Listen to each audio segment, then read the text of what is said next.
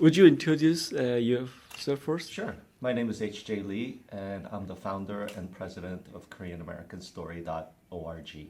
What is the Korean American story? Well, Korean American Story is a nonprofit organization, and our mission is to create and to preserve the stories of the Korean American experience. And we do that through individual personal stories. Why do you collect that stories?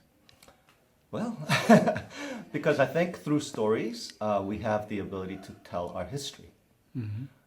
Instead of relying on other people to tell the stories of Koreans in America, we wanted to allow Korean Americans themselves, through their personal stories, to be able to talk about their experiences. And through these individual stories, we create a large mosaic of the Korean American experience. So every story is like a little tile. And so when in 50 years, 100 years from today, when historians and sociologists look back, they will have a variety of stories from individuals from which they can create a picture of what life was like for Koreans in America. And we're going to make these things available. All these content that we create is available at the Korean Heritage Library of the University of Southern California, which has one of the largest Korean collections anywhere. Okay. So we're really excited that they're going to archive our content. I see. And also you're going to share through the internet as well? Yes, and we have our website, KoreanAmericanStory.org, and we publish all of our content through that. If you have a wish or a final goal, like through your project, then what could it be? Well, there are many different things that I'm Sure. hoping for, but I could tell you what we're working on. We started one of the main projects that we have is called the Legacy Project, where we are asking young people to bring in their older generation, first generation Korean American parents, Yes. grandparents, and then we ask them to interview them for 1 hour. Oh, And we say, imagine if this is the last conversation that you're going to have with that person. What would you want to know? Right? And then we record it, and then we give a copy to the family so that they have it for their family oral history. right. And then we keep a copy at the University of Southern California for future generations. Okay.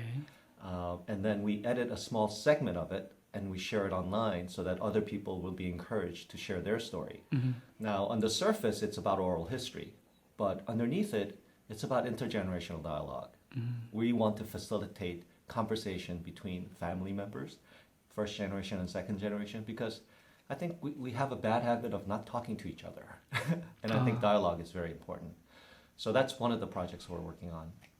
Another project that we're working on is Korean radio broadcast, 87.7 in New York. Okay. We have a Korean American Story Hour starting in January, where we are interviewing a lot of Korean Americans that are different, not your average.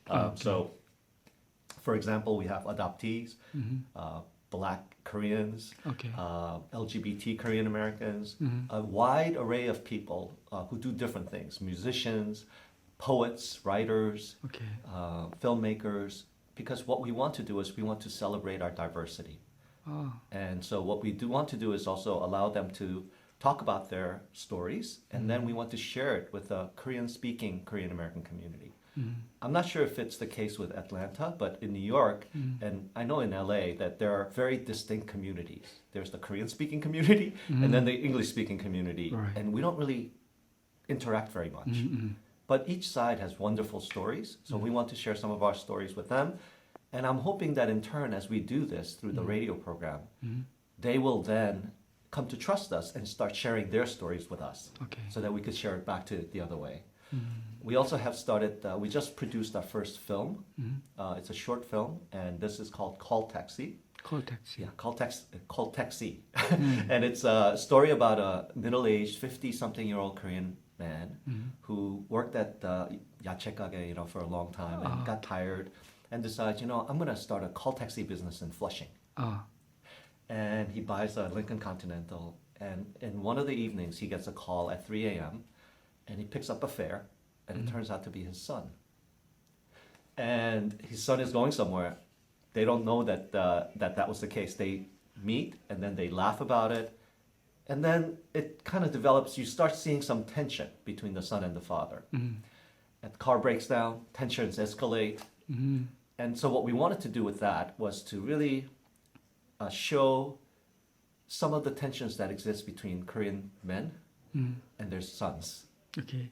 And we don't, once again, talk about a lot of things. You know, there's a lot of misunderstanding, a lot of things not said. And we really wanted to encourage people to think about that. So that's one of the videos. And it will be one of 3 that we will be releasing under Flushing Stories. So it's stories about from that community. Eventually, we want to do a few more of these short films and then do a full featured film. Okay. So all of we are very clear in our mission. That is, we tell the stories of Koreans in America. Okay. Right? So as long as it does that, that fits within our mission, whether it's done through radio, videos, movies, that's what we do. It sounds very fantastic. And how do you get, to those projects that you need a lot of funds? How do you fundraise your project? Well, it's supported mostly through individuals. So we don't have a lot of corporate or government sponsorships. Oh, really? We have a big gala once a year where we get most of our operating funds. We also have no office. We are a virtual organization. Okay. And we have very little overhead, basically. That's It's very just infrastructure costs. efficient. Yeah, efficient, exactly. Yeah. So we keep, everything is digital, Okay. right? So you know. Yes, I know. That's my job too. Exactly. So, what we started, when we started 2010, we basically had no payroll, no overhead, no nothing for many years. But all the money that we collected, we pay the artist. Oh, wow. So most of the money went to the content creators. And the reason for that is because we wanted to develop a network of artists, Korean American artists, who would create these types of content for us. Oh, So over the years, we've developed relationships and helped nurture these artists. Because as you know, it's a very difficult thing to be a creative person and to try to make a living.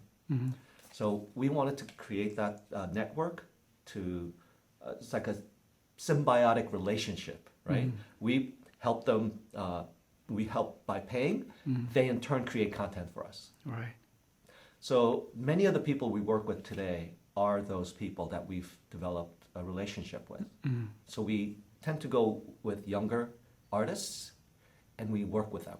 We find that, talented ones, and then we work together and we grow together. Okay. If there's somebody who want to share their life story, and anybody can come to you? Anybody could contact us. Okay. And in fact, everything that I told you about Legacy Project and videos, that we do for people, it's all done for free. Okay. We do not charge, and it's a public service from our perspective. But we only ask that they allow us to share it and preserve it, so that others would be encouraged to do it. But also, we also want to preserve it forever for scholars in the future. Okay. Thank you very much. You're welcome. If you have any comments to add on to the Korean communities? Yeah, I do. Many Koreans in general, older generation especially, don't really want to talk about their past. And many of them are so humble. They say, I have nothing important to share. My story's not that interesting. But I guess what I want to tell them is their story is fascinating. Many of them survived the Japanese colonial period. They somehow survived through the Korean War and somehow ended up here in a whole foreign country with nothing but dream, of better life for them and their children. And they survived, right? That's a miracle. And everyone, I think, has, an amazing story based on that. So we want to say that, you know, you have an amazing story and you shouldn't deprive your children of these wonderful stories. Because if you don't share them with your families, it will be lost. And they will not have the benefit of your sacrifice. Right? So do it for the second generation, do it for the third generation. We need to know what your life was like. We need to know the sacrifices you made. We need to know these things because it helps us know who we are. Okay. Right? Because we are generationally connected people. You know, you don't live in an island.